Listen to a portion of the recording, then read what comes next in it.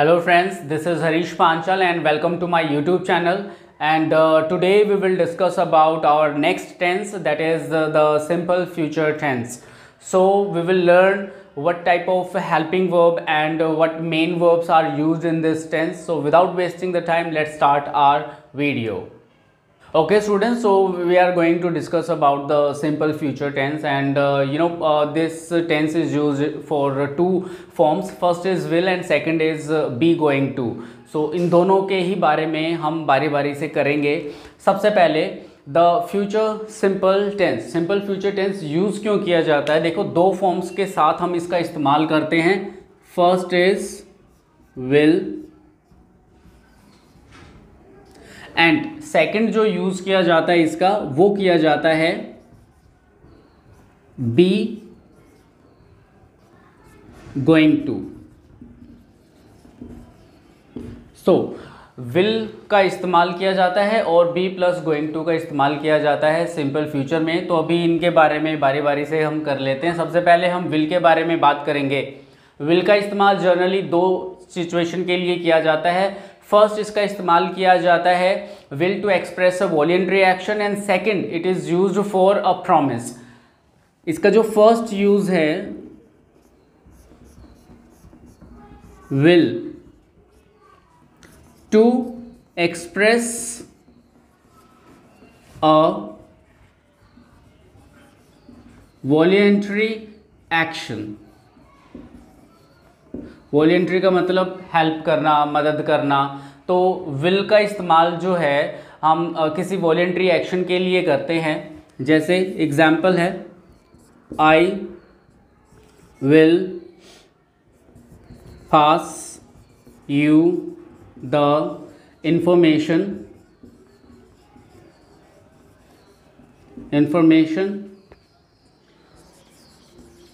When I get it. So I will pass you the information. मैं आपको information pass कर दूंगा जब मुझे ये मिल जाएगी. तो इसमें हम क्या यूज कर रहे हैं? हम विल का इस्तेमाल करेंगे विद फर्स्ट फॉर्म. विल का इस्तेमाल वॉलेंट्री एक्शन के लिए यहां पर हम कर रहे हैं. जैसे another example, she will translate the email so Mr. Smith can read it. Okay, अब यहाँ पर ये जो दूसरा सेंटेंस है, इसमें भी क्या हो रहा है? हम एक वॉलेंट्री एक्शन कर रहे हैं. जैसे she will translate the email, वो ईमेल को ट्रांसलेट कर देगी ताकि मिस्टर स्मिथ उसको पढ़ सके. तो यहाँ पर अगेन हमने विल के साथ फर्स्ट फॉर्म का यूज़ करना है. सो वॉलेंट्री एक्शन के साथ हम विल प्लस फर्स्ट फॉर्म का यूज़ करेंगे, विल प्लस इन्फिनेटिव का यूज़ करेंगे. तो ये इसके एग्जाम्पल्स थे दो. ठीक है, अब इसका जो नेक्स्ट एग्जाम्पल है उसको देखते हैं, नेक्स्ट पार्ट को देखते हैं. ओके गाइज, सो सबसे पहला जो यूज़ था इसका वो था will plus will to express a voluntary action. Now the second use of will, second is it is used for will to express a promise.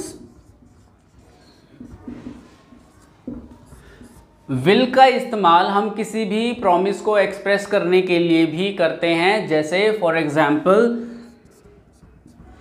I'll call you every day. I'll call you every day. अब इस sentence में एक promise है कि भाई मैं आपको हर रोज़ फ़ोन करूँगा. एक प्रॉमिस के लिए हम विल प्लस फर्स्ट फॉर्म का इस्तेमाल कर रहे हैं. Another example,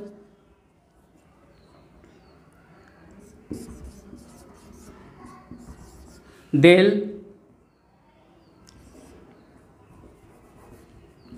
not do it again. they'll not do it again, वे इसे दोबारा नहीं करेंगे.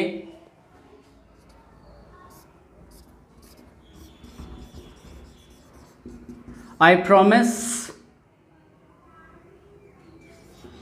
it won't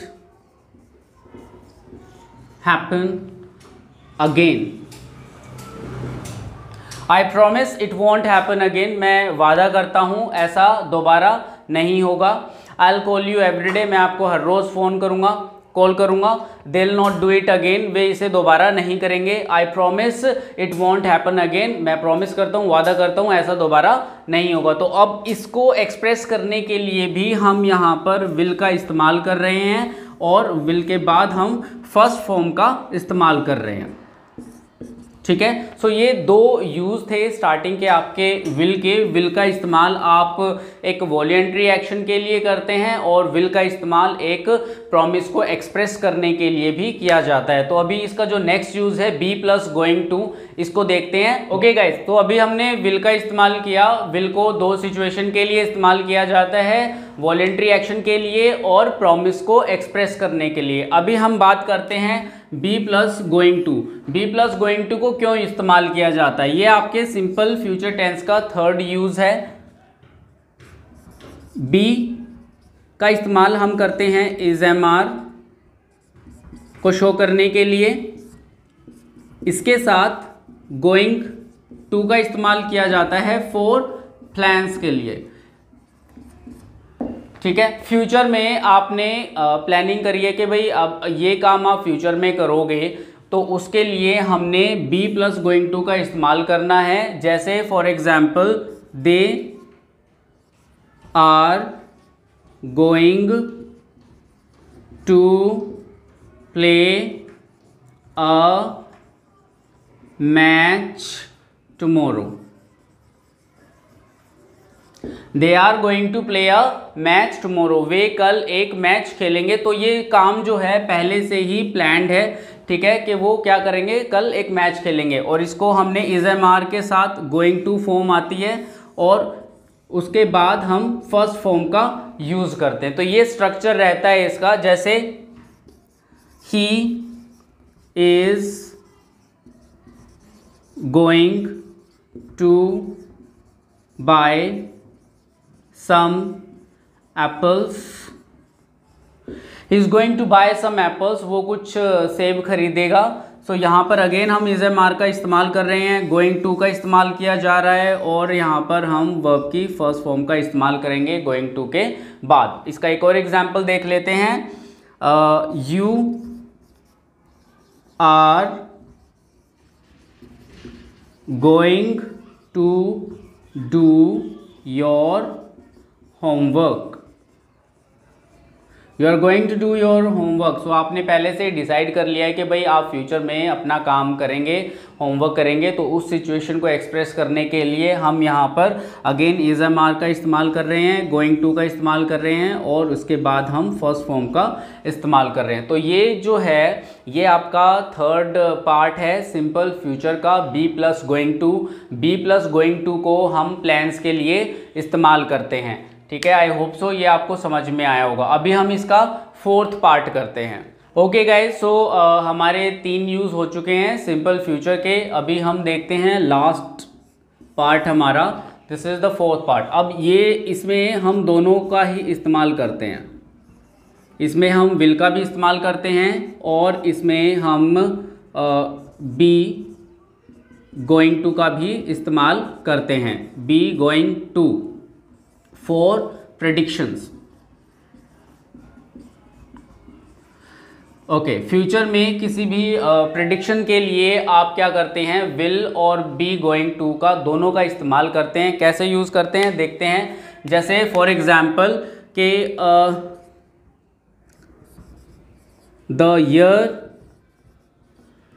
2023 will be a very interesting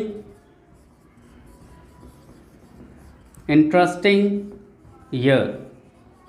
सो 2023 एक अच्छा साल होगा। तो आप इसमें पहले से प्रेडिक्शन कर रहे हैं और इसको हम बी प्लस गोइंग टू से भी बना सकते हैं। कैसे बनाएंगे, द ईयर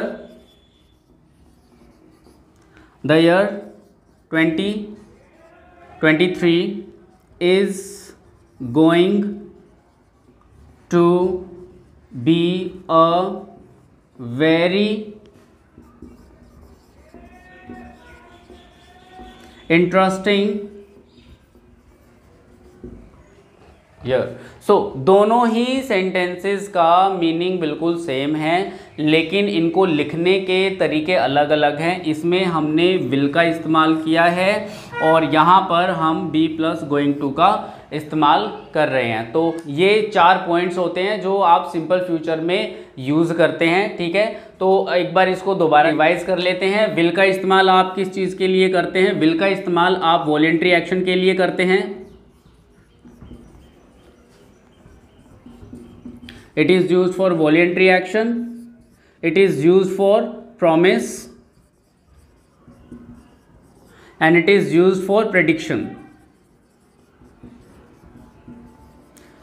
3 चीज़ों के लिए इसका इस्तेमाल होता है। बी प्लस गोइंग टू का इस्तेमाल किस चीज़ के लिए करते हैं? बी प्लस गोइंग टू का इस्तेमाल हम प्लान्स के लिए करते हैं और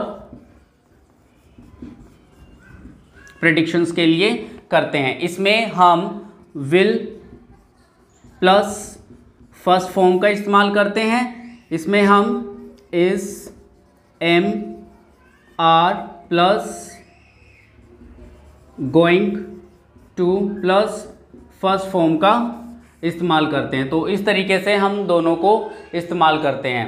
अगर मैं सिंटेक्स की बात करूं तो सिंपल फ्यूचर में 2 तरीके से हम सिंटेक्स को बना सकते हैं। पहला जो यूज़ होता है वो विल के साथ है और जो दूसरा यूज़ होता है वो बी प्लस गोइंग टू के साथ है। तो मैं दोनों ही सिंटेक्सेस आपको बता देता हूं। This is a part. Will से हम कैसे बनाएंगे? First of all subject plus will and then first form and then you will have to use object subject plus will plus not plus first form and then you will use object. When you make question, will come in the beginning of the sentence. After that subject first form and then you will have to use object will plus subject plus not plus first form object. This is your syntax. ये आपके syntaxes हैं will के साथ। अब हम बात करते हैं बी प्लस गोइंग टू की।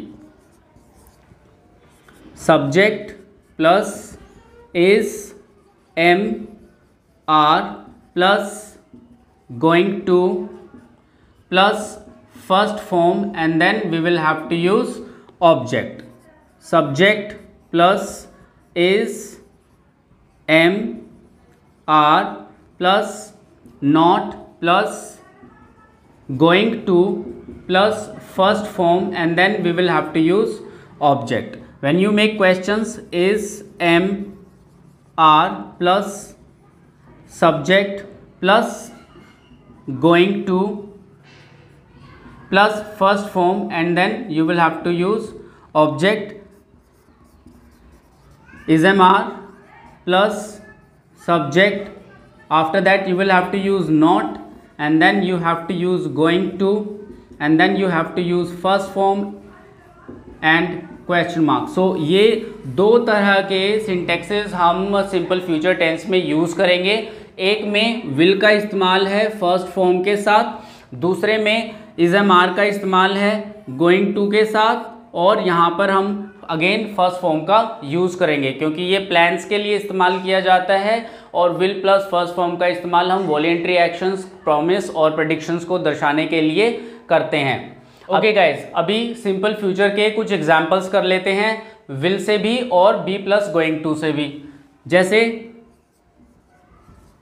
She will help me in my homework.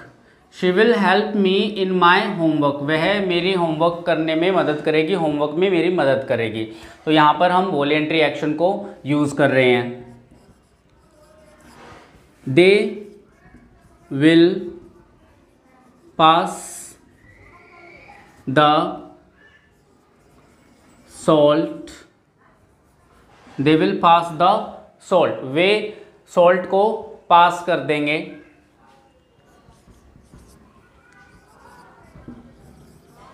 He will come today, he will come today, वह आज आएगा। तो इसमें एक प्रॉमिस है, ही विल कम टुडे। अभी बी प्लस गोइंग टू से एक सेंटेंस बना लेते हैं, जैसे I am going to iron my clothes, I am going to iron my clothes. अब ये जो सेंटेंस है इसमें मैं एक प्लान शो कर रहा हूं कि मैं अपने कपड़ों पर प्रेस करूंगा। She is going to meet him tonight, she is going to meet him tonight, वह आज रात को उससे मिलेगी। तो अब ये जो सेंटेंसेस हैं इसमें हम प्लान्स को दर्शा रहे हैं, यहाँ पे हमारा प्रॉमिस आ गया है और ये हमारा वॉलेंट्री एक्शन है। एक प्रेडिक्शन का सेंटेंस देख लेते हैं, he will be the next president, he will be the next president, वह अगला प्रेसिडेंट होगा। सो ये जो सेंटेंस है वो प्रेडिक्शन को शो कर रहा है। तो ये सिंपल फ्यूचर जो टेंस है आपका, वो वॉलेंट्री एक्शन के लिए यूज़ किया जाता है, प्रॉमिस के लिए यूज़ किया जाता है, प्रेडिक्शन के लिए यूज़ किया जाता है, प्लान्स के लिए यूज़ किया जाता है। इसमें हम विल का इस्तेमाल करते हैं इन्फिनेटिव के साथ, मतलब फर्स्ट फॉर्म के साथ, और इसमें बी प्लस गोइंग टू का इस्तेमाल किया जाता है, means is am are plus going to plus first form का यूज़ किया जाता है। आई होप सो ये टेंस आपको अच्छे तरीके से समझ में आया होगा, और अगर फिर भी कोई कमी रह गई है तो आप मुझे कमेंट बॉक्स में कमेंट करके बता सकते हैं, जिसका मैं आप लोगों को जवाब दूंगा। सो अभी आपसे अलविदा चाहूँगा। Thank you so much for your time. Have a nice day.